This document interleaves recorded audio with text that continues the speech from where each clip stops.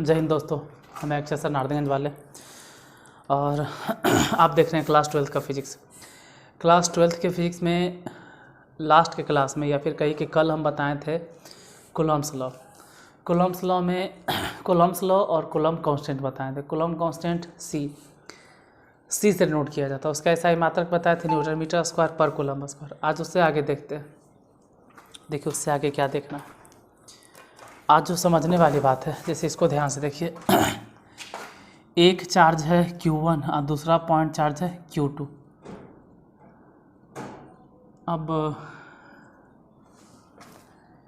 Charge जो है अपने चारों तरफ इलेक्ट्रिक फील्ड लाइंस फैलाता है। अभी आप नहीं पढ़े हैं, हम बताएंगे इलेक्ट्रिक फील्ड लाइंस के बारे में। तो इस चार्ज से चारों तरफ इस तरह से, जैसे ग्रेविटेशनल फोर्स कैसे होता है, ग्रेविटेशनल फील्ड लाइन के द्वारा लगता है, वैसे ही इलेक्ट्रोस्टैटिक फोर्स भी इलेक्ट्रिक फील्ड के द्वारा लगता है। ये हर तरफ अपना जाल फैलाता है चारों तरफ। ये वाला जो चार्ज है ये भी अपने चारों तरफ जाल फैलाता है। चारों तरफ मतलब जितना हो सके उतना। इधर भी फैलाता है, ये वाला इधर भी फैलाता है। इस तरह से मतलब कोई पॉइंट चार्ज अपने चारों तरफ इस तरह से फील्ड लाइन बनाता है।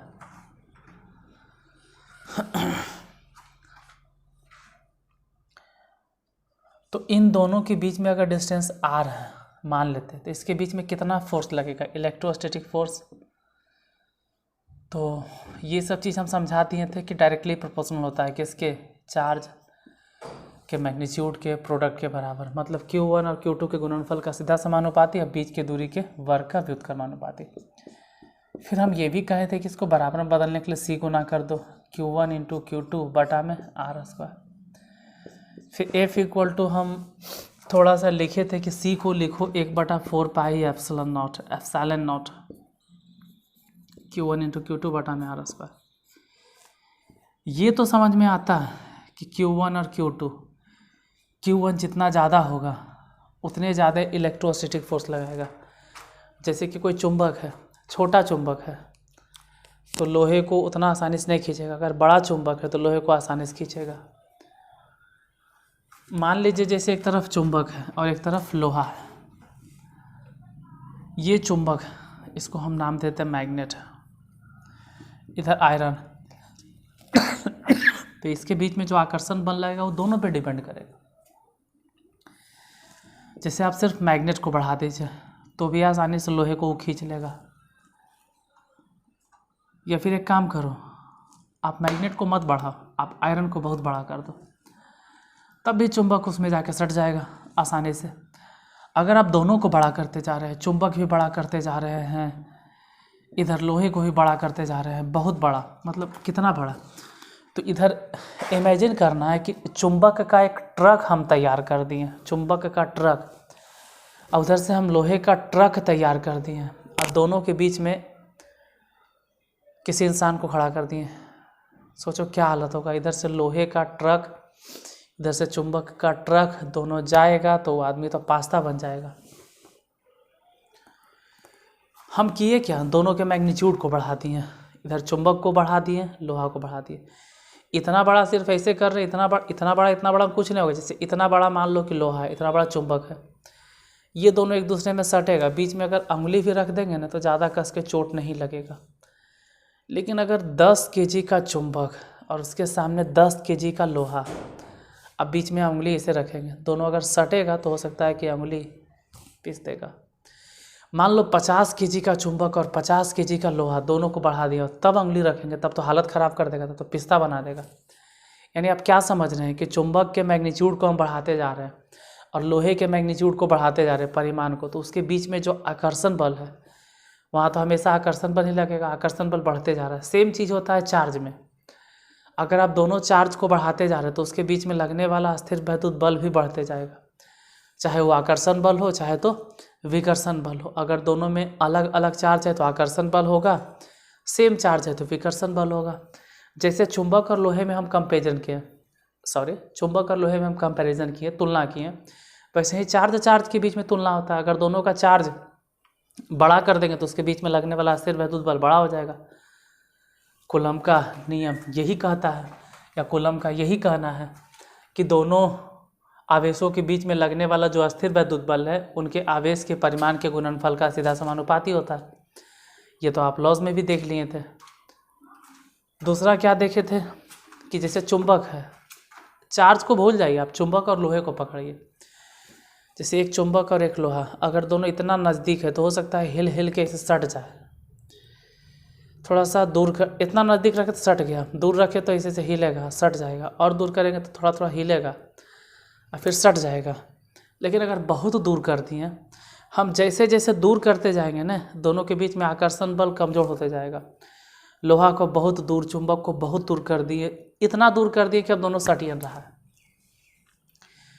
क्यों? अरे जैसे जैसे आप दूरी बढ़ाइएगा ना, उसके बीच में लगने वाला जो बल है वो कमज़ोर होते जाएगा। कमज़ोर ऐसे वैसे नहीं होगा, स्क्वायर टाइम कमज़ोर होगा, वर्ग के बराबर। जैसे देखिए एक चुंबक एक लोहा, दोनों को 1 मीटर के डिस्टेंस पे रखे, 10 न्यूटन से दोनों चिपक गया मान लो, या 20 न्यूटन से चिपक गया। अगर 1 मीटर के बजाय हम 2 मीटर डिस्टेंस कर देंगे तो दोनों के बीच में लगने वाला आकर्षण बल बढ़ेगा न घटेगा? क्योंकि हम दूरी बढ़ा दिए। कितना घटेगा? तो स्टूडेंट जनरली ही बोलता है कि 1 मीटर दूरी था सर, अब आप 2 मीटर कर दिए, यानी दूरी को दुगना कर दिए, तो फोर्स आधा हो जाएगा। फोर्स आधा नहीं होगा, अगर आप दूरी को दोगुना कर देते हैं तो फोर्स उसका देखो क्या हो जाएगा, r²। मतलब अगर दूरी को हम दोगुना कर दिए ना, जैसे दूरी 1 मीटर के बजाय हम 2 मीटर कर दिए, तो उसका फोर्स जो है वो आधा नहीं होगा बल्कि इसका स्क्वायर टाइम, मतलब 1/4 हो जाएगा। जैसे दूरी 1 मीटर है तो 1 मीटर पे कुछ फोर्स लग रहा है, अगर आप 1 मीटर के बजाय 3 मीटर डिस्टेंस कर दिए, 3 गुना दूरी को अगर 3 गुना आप कर देंगे तो फोर्स बढ़ेगा तो नहीं, घटेगा। कितना घट जाएगा? तो दूरी 3 गुना कर दिए तो फोर्स घट जाएगा 1/9 गुना।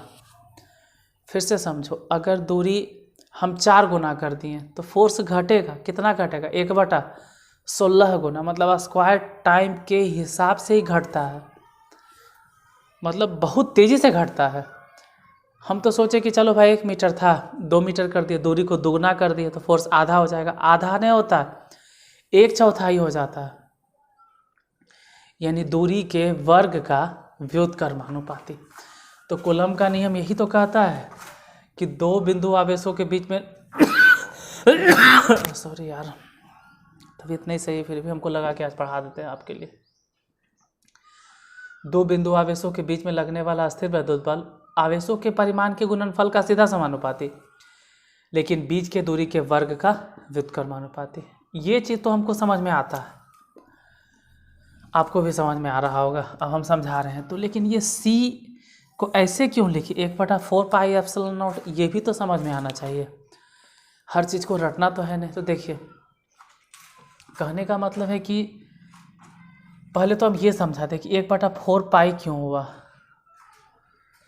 तो अगर आप ऐसे एंगल को नापते हैं इस तरह से, एक प्लेन में यहाँ से एंगल स्टार्ट किए हैं, ऐसे चला, इसको बोलते हैं 2π। ऐसे यहाँ से एंगल शुरू किया, ऐसे घूम गए तो 2π। मतलब इस तरह से प्लेन में 2π हो गया, और एक बार ऐसे माप लिए 2π, तो ऐसे हो गया 2π, और फिर ऐसे हो गया 2π। मतलब इस तरह का लाइन से एक पॉइंट चार्ज है बीच में, और ऐसे ऐसे ऐसे ऐसे ऐसे चारों तरफ से अपना वो लाइन निकाल ले। जैसे कोरोना का फिगर देखें, कोरोना वाला फोटो, उसके ऊपर ऐसे काटा काटा निकल रहा था, तो वैसी कोई पॉइंट चार्ज है। इस तरह से उसका इफेक्ट हर तरफ है, और इधर इधर भी, मतलब पूरा चारों साइड में। तो कोई भी चार्ज पार्टिकल यानी बिंदु आवेश अपना इफेक्ट चारों दिशाओं में दिखाता है, हर एक दिशाओं में दिखाता है। और हमको सिर्फ इफेक्ट लेना है कहाँ वाला, 2 बिंदु आवेशों के बीच में लगने वाला अस्थिर वैद्युत बल। हमको सिर्फ मतलब है इससे, इन दोनों के बीच वाला है। तो बहुत सारा लाइन है, जैसे ही कह सकता है ना, ये वाला चार्ज कह सकता है कि मेरा इफेक्ट है 20 न्यूटन, सपोज दैट। ये कहना चाह रहा है कि मेरा इफेक्ट है 20 यूनिट, ये भी कह रहा है कि मेरा इफेक्ट है 20 यूनिट। तो 20 यूनिट ये क्या किया है, हर एक दिशाओं में फैला दिया, इधर उधर इधर उधर इधर। और हमको मतलब क्या है, हमको मतलब किससे है, सामने सामने से, दोनों के आमने सामने से। तो जो भी उसका पूरा इफेक्ट था, एक चार्ज जितना फोर्स लगा सकता है वो तो हर एक दिशाओं में अपना कैलकुलेट करेगा। जैसे कोई पॉइंट चार्ज है तो इफेक्ट सिर्फ इधर नहीं, ये इफेक्ट अपना इधर वाला भी बताएगा, इसका इफेक्ट इधर इधर सब, हम पूरा इफेक्ट कैलकुलेट कर लिए चारों दिशाओं में। अगर सिर्फ एक डायरेक्शन में, मतलब सिर्फ एक एंगल, एक वो फिक्स एंगल वाला हमको लेना है, तो हमको क्या करना होगा, जैसे कह देते हैं कि पूरा फोर्स लग रहा है, सपोज दैट ये जो फोर्स लग रहा है 4 पाई एंगल में एफ फोर्स लग रहा है, तो एक में कितना लगेगा, 4 पाई एंगल है तो सिर्फ 1 डिग्री हो या एक वो फिक्स कोण है, एकदम सीधे लाइन में एक एंगल होना चाहिए, फिक्स एंगल, कितना लगेगा, तो F/4 पाई। इसीलिए हम यहाँ पर 1/4 पाई दिए। तो एप्सिलॉन नॉट क्या दिए, ये एप्सिलॉन नॉट क्या है, एप्सिलॉन नॉट होता है परमिटिविटी, एप्सिलॉन नॉट को हम लोग कहते हैं परमिटिविटी। और आज आप ऊपर देखे होंगे आज का टॉपिक यही है, परमिटिविटी। ये होता है परमिटिविटी। परमिटिविटी क्या होता है, हिंदी में बोलते हैं परावैद्युतता या विद्युतशीलता, कुछ हिंदी में कहते हैं, हिंदी देख लीजिएगा। गूगल का तो ज़माना है, आप मोबाइल से पढ़ रहे हैं तो गूगल पे ढूंढ लीजिएगा परमिटिविटी का हिंदी, परावैद्युतता या विद्युतशीलता। जैसे एक पॉइंट चार्ज हम रखें बोर्ड पर, देखिए एक पॉइंट चार्ज यहाँ पर है और दूसरा पॉइंट चार्ज यहाँ पर है, इसके बीच में कुछ तो मीडियम होगा, हवा होगा, पानी होगा, ग्लास होगा, शीशा होगा, जो भी मीडियम होगा ना, इन दोनों के बीच में लगने वाले अस्थिर वैद्युत बल को वो प्रभावित करेगा। मीन्स जैसे एक पॉइंट चार्ज इधर, एक पॉइंट चार्ज इधर, इधर से इधर, दोनों के बीच में इलेक्ट्रोस्टैटिक फोर्स लग रहा है। अगर हम इसके बीच में रबर रख दें तो इलेक्ट्रोस्टैटिक फोर्स कम जाएगा। जैसे मान लीजिए कि इधर करंट है, इधर भी मतलब चार्ज है और चार्ज के बीच में हम रबर को रख देंगे तो इफेक्ट कम जाएगा। जैसे ऐसा होता होगा कि इधर चार्ज है और प्लग को छूना है तो हमको प्लास्टिक वाला ग्लव्स पहनना पड़ता है या रबर वाला ग्लव्स पहनते हैं। क्यों? रबर का ग्लव्स पहनने से चार्ज ट्रांसफ़र नहीं होता है, चार्ज रबर से हमारे हाथों पे ट्रांसफ़र नहीं होता है। तो रबर का जो ग्लव्स है वो क्या किया, इधर और इधर वाले जो चार्ज है दोनों के इफ़ेक्ट को कम कर देता है। प्लास्टिक रखेंगे तो इफ़ेक्ट को और भी कम कर देगा। अगर बाय द वे इन दोनों के बीच में लोहा को रख देगा तो इसके इफ़ेक्ट को बढ़ा देगा। लेकिन नॉर्मली, जनरली, ठीक है, सामान्य तौर पर ये समझा जाता है कि दो बिंदु आवेशों के बीच में जो माध्यम होगा ना, उन दोनों के बीच में लगने वाले इलेक्ट्रोस्टैटिक फोर्स को हमेशा कम ही करता है। नॉर्मली ऐसा समझा जाता है। जैसे कि एक पॉइंट चार्ज इधर, दूसरा पॉइंट चार्ज इधर और दोनों के बीच में मान लो कि हवा है, तो हवा भी दोनों के बीच में लगने वाले अस्थिर वैद्युत बल को कम ही करता है, कुछ न कुछ कम करता है, बढ़ाता नहीं है। कुछ तो कम करता है लेकिन बढ़ाता नहीं। यानी कि माध्यम का गुण, जैसे एक चार्ज पॉइंट चार्ज, उसके बीच में कुछ न कुछ तो माध्यम होगा, हवा होगा, पानी होगा, रबर होगा, प्लास्टिक होगा, जो भी होगा, तो वो माध्यम हो गया। जैसे कि एक चार्ज से इलेक्ट्रिक फील्ड निकला और दूसरे चार्ज में गया, या दूसरे चार्ज से निकला और पहले चार्ज में गया, तो उसके बीच में जो माध्यम है उस माध्यम का गुण होता है कि वह इलेक्ट्रोस्टैटिक फोर्स को कम कर दे या बढ़ा दे। बहुत कम ऐसा होता है कि बढ़ा देगा, इसे कम ही करता है। तो कम या बढ़ाने पे हमको बहस नहीं करना है, नॉर्मली समझा जाता है कि कम कर देता है। यानी कि जो माध्यम का गुण है वो ऐसा समझा जाता है कि नेगेटिव क्वांटिटी है, मतलब कोई अच्छी बात नहीं है इफ़ेक्ट को कम कर देना, तो कहीं कहीं नेगेटिव गुण को दर्शाता है, यानी कहीं कहीं नुकसान होता है। इसीलिए 1/4 पाई तो आप समझ गए क्यों बोले, क्योंकि इफेक्ट चारों दिशाओं में था। 4 पाई एंगल से हमको एक एंगल लेना था, तो 1/4 पाई। एप्सिलॉन नॉट को नीचे क्यों लिखें, क्योंकि एप्सिलॉन नॉट एक क्वांटिटी है, माध्यम का गुण है। और माध्यम का गुण ऐसा है जो लगने वाले विद्युत आवेश को या विद्युत बल को कम कर देता है। और यही जो एप्सिलॉन नॉट देख रहे हैं, ये एप्सिलॉन नॉट, इसी को बोलते हैं परमिटिविटी। और सिर्फ परमिटिविटी नहीं बोलेंगे, यहाँ पर तो हम बोलेंगे permittivity of the free space, क्योंकि एप्सिलॉन नॉट बोले। एप्सिलॉन नॉट बोलना अच्छा बात नहीं, हमको सिर्फ एप्सिलॉन बोलना चाहिए था। अब जैसे परमिटिविटी को डिफाइन करते हैं, परमिटिविटी क्या होता है देखिए।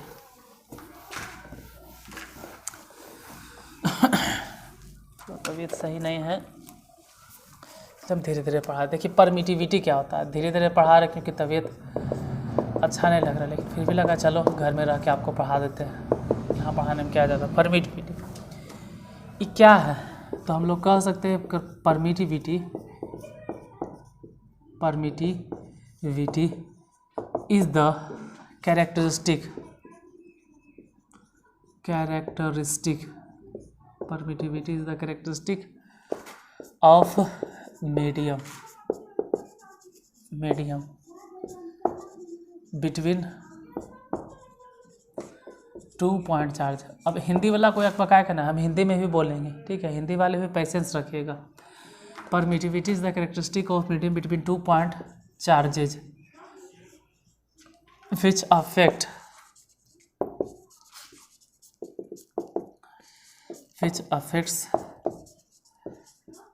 the electrostatic force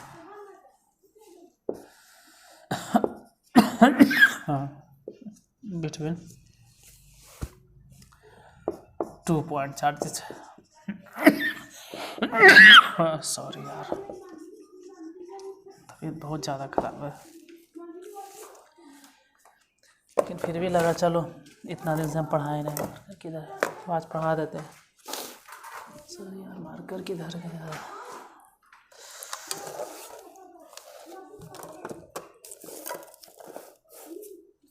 देखिए मतलब क्या है, उसका मतलब समझा देता हमने आपको।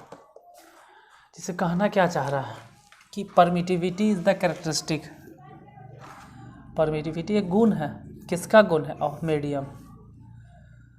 कौन से medium? Between 2 point charge which affect the electrostatic force between 2 point charge. जैसे कि एक पॉइंट चार्ज है, दूसरा पॉइंट चार्ज है, इन दोनों के बीच में जो माध्यम है ना,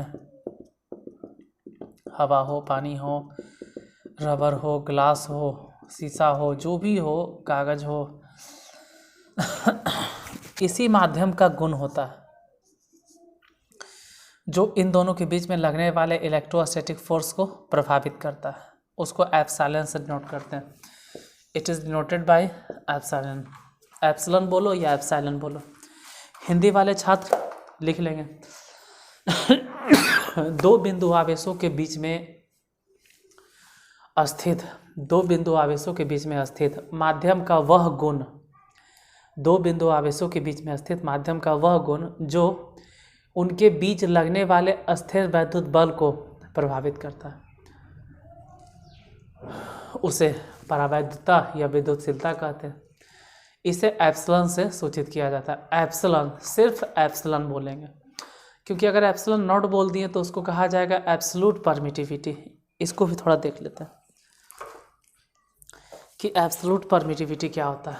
जैसे ये तो हो गया परमिटिविटी है तो एप्सिलॉन से काम चल जाएगा, लेकिन एब्सोल्यूट परमिटिविटी क्या होता है? तो एब्सोल्यूट परमिटिविटी, दूसरा चीज़ है एब्सोल्यूट परमिटिविटी। ये क्या होता है? तो कह सकते हैं एक लाइन में कि परमिटिविटी ऑफ द एयर या vacuum is called absolute permittivity.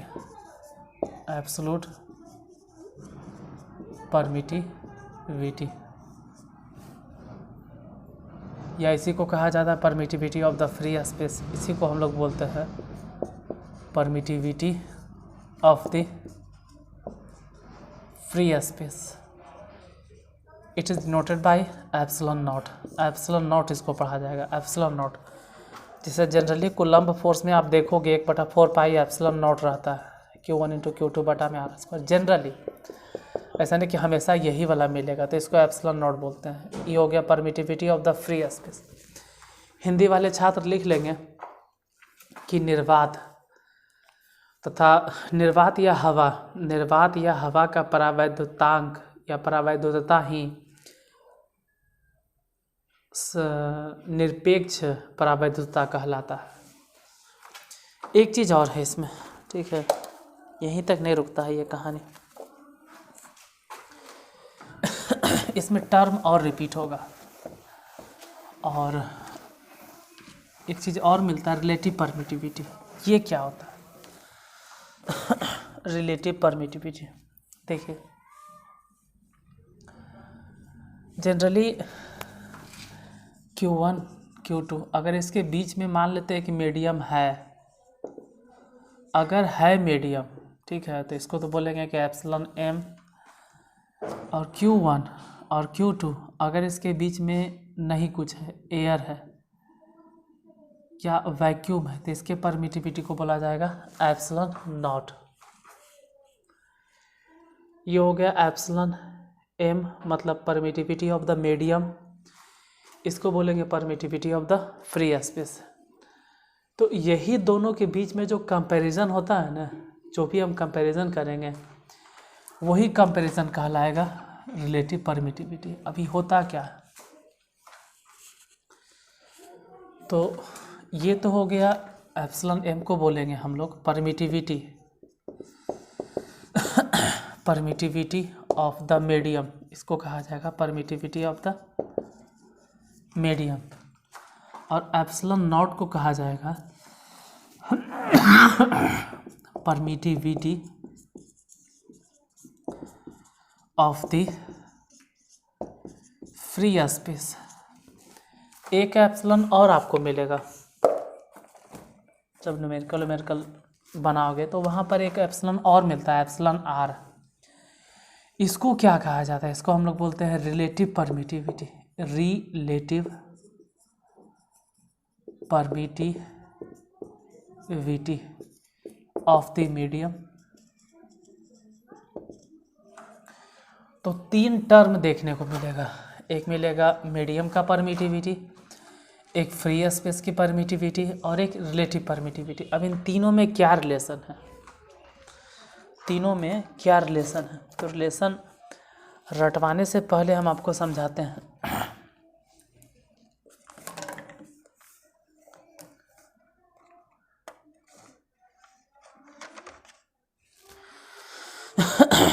Wire की फिर इन सबको मिटा देते हैं, ठीक है, या चलो नहीं मिटाते, इतने समझाते क्या।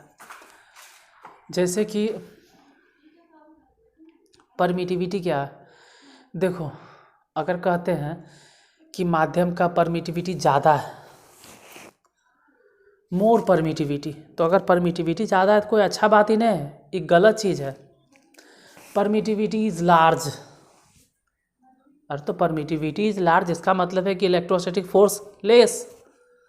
अगर परमिटिविटी बहुत ज़्यादा है तो इलेक्ट्रोस्टैटिक फोर्स लेस हो जाएगा, कम हो जाएगा। जितना ज़्यादा परमिटिविटी होगा उतना ज़्यादा इलेक्ट्रोस्टैटिक फोर्स कम होगा। अब अगर हवा है तो हवा की परमिटिविटी ना तो ज़्यादा ना ही कम, वो कोई इफेक्ट नहीं डालता, वो वैक्यूम है, वो ना तो इलेक्ट्रोस्टैटिक फोर्स को बढ़ा देता है और ना ही इलेक्ट्रोस्टैटिक फोर्स को कम कर देता है। जैसे बीच में अगर लोहा आ जाए, कॉपर आ जाए, तो इलेक्ट्रोस्टैटिक फोर्स के मान को बढ़ा दिया जाएगा, बढ़ जाएगा। यहाँ पर हम अपने मुद्दे पर आते हैं, वो सब चीज़ पे नहीं जाते क्योंकि वहाँ फिर करंट का टॉपिक आ जाएगा। हम अपने जगह पे रहते हैं। किसी भी माध्यम का परमिटिविटी, किसी माध्यम का परमिटिविटी, परमिटिविटी मतलब परावैद्युतता, हम हिंदी नहीं बोल रहे क्योंकि लड़खड़ा जाएंगे हिंदी बोलने में।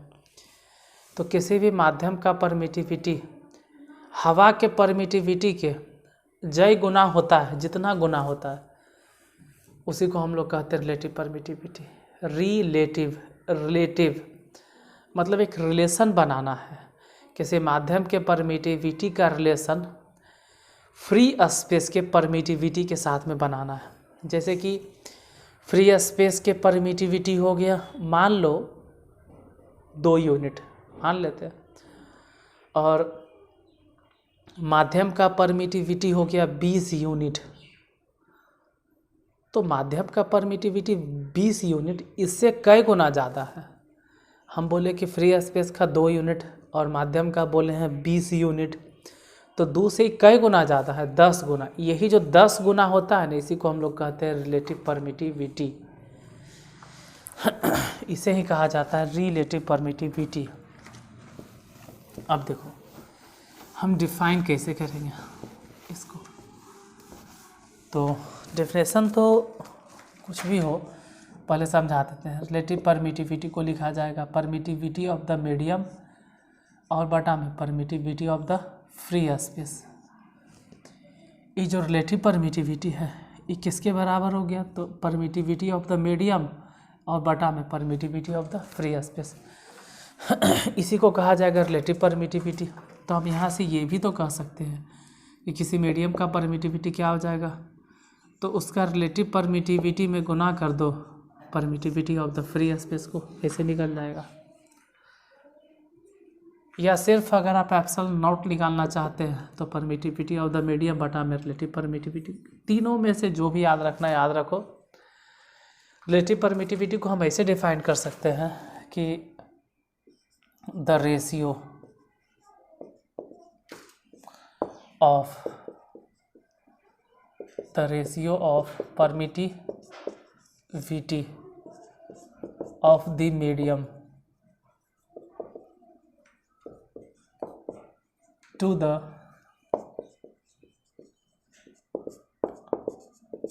permittivity of the free space is called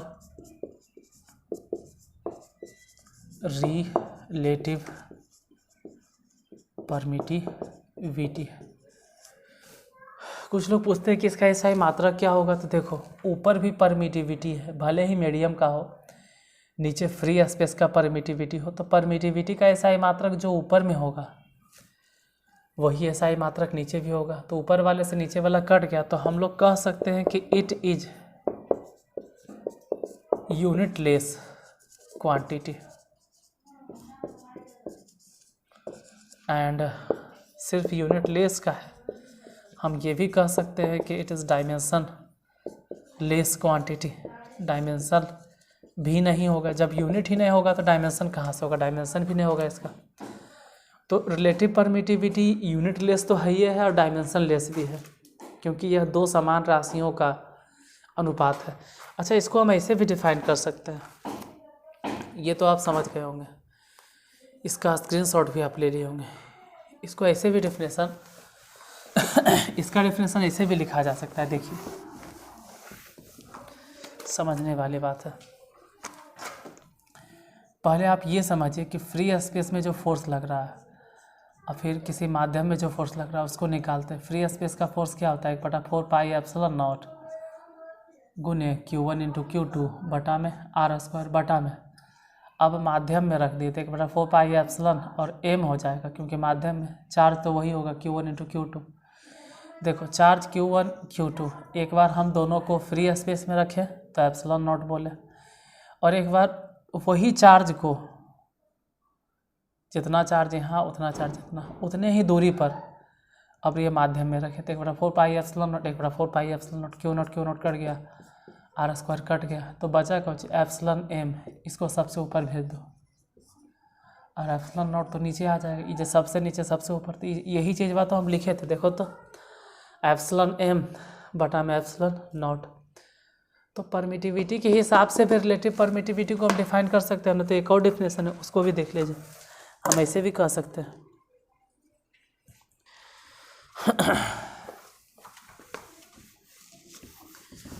इसको ऐसे भी लिखा जा सकता है कि it is the ratio,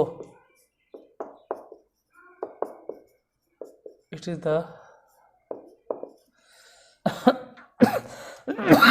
the ratio of electrostatic force, electrostatic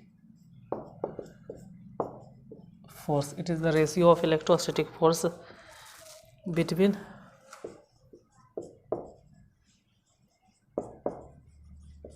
2 point charges separated by a certain distance, separated by a certain distance in air or vacuum to the electrostatic force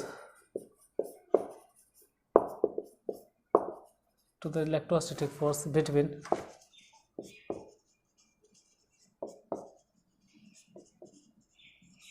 two point charges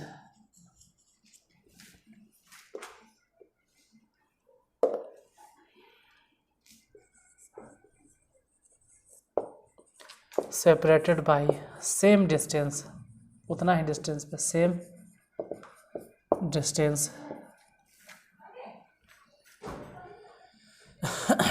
distance in air ने था, यहाँ बोलेंगे in any medium.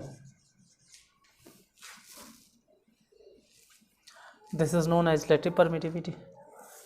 मतलब क्या है देखिए, इसका मतलब कह रहा है कि यह एक रेशियो है किसका, इलेक्ट्रोस्टैटिक फोर्स का। ऑफ मतलब तो आप समझते होंगे, का। बिटवीन मतलब के बीच में, किसके बीच में, दो बिंदु आवेश।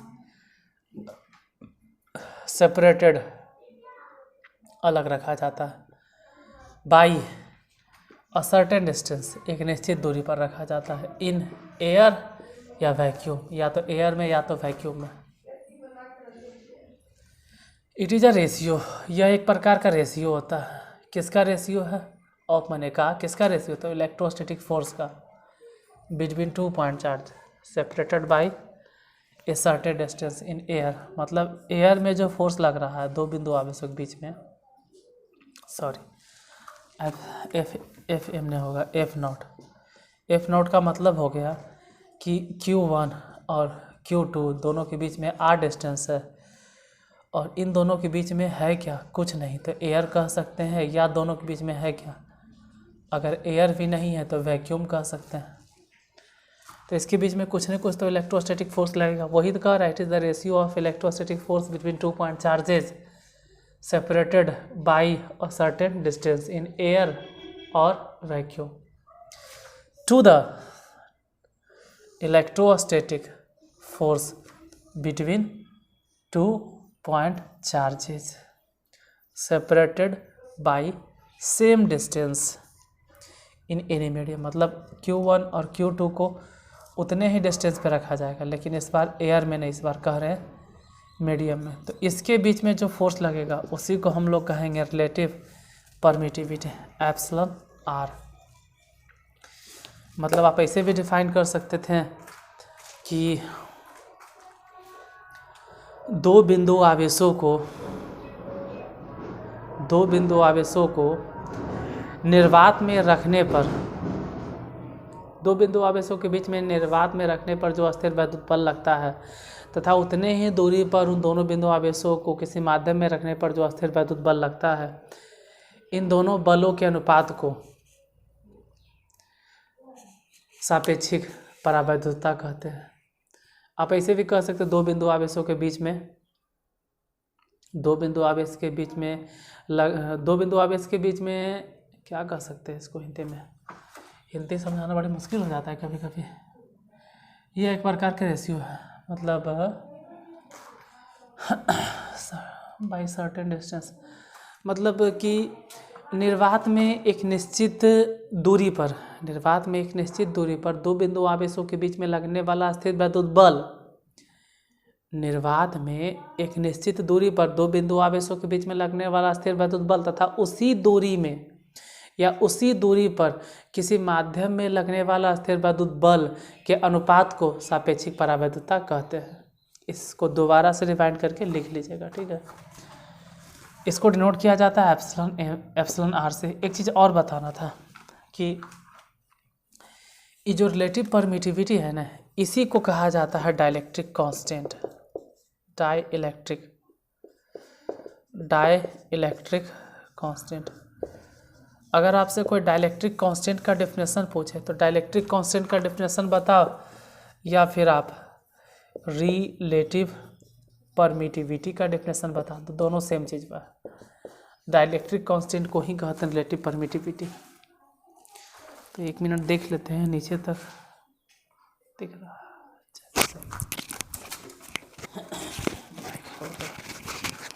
तो आज का टॉपिक जो था परमिटिविटी था, permittivity of the free space था, मतलब एब्सोल्यूट परमिटिविटी और रिलेटिव परमिटिविटी। तो परमिटिविटी, एब्सोल्यूट परमिटिविटी और रिलेटिव परमिटिविटी में जो डिफरेंस होता है या तीनों में जो कंपैरिजन होता है वो पूरा हम कर दिए। अब कन्फ्यूजन नहीं होना चाहिए कि परमिटिविटी क्या होता है। परमिटिविटी किसी माध्यम का होता है, एब्सोल्यूट परमिटिविटी फ्री स्पेस का होता है, मतलब हवा का या वैक्यूम का। और रिलेटिव परमिटिविटी यह बतलाता है कि उस माध्यम का परमिटिविटी हवा के परमिटिविटी से कई गुना ज़्यादा है या कई गुना है। तो आज यहीं तक परमिटिविटी के बारे में जितना भी बतलाना तो टोटल ख़त्म। बाकी फिर इसके आगे के लिए कल के वीडियो में मिलते हैं। अगर आज वीडियो अच्छा लगा हो तो प्लीज़ इस वीडियो को जितना हो सके शेयर कीजिएगा, लाइक कीजिएगा। और अगर नए हैं मेरे चैनल पे, पहली बार देख रहे हैं इस वीडियो को और डेली आप देखना चाहते हैं फिजिक्स क्लास इसी तरह से, पर डे एक टॉपिक हम आपको कंप्लीट करवाते जाएंगे। तो इसके लिए एक ही उपाय है कि आप चैनल को सबसे पहले सब्सक्राइब कर लीजिए, तभी आपके पास पर डे टाइम पर वीडियो पहुंचता रहेगा।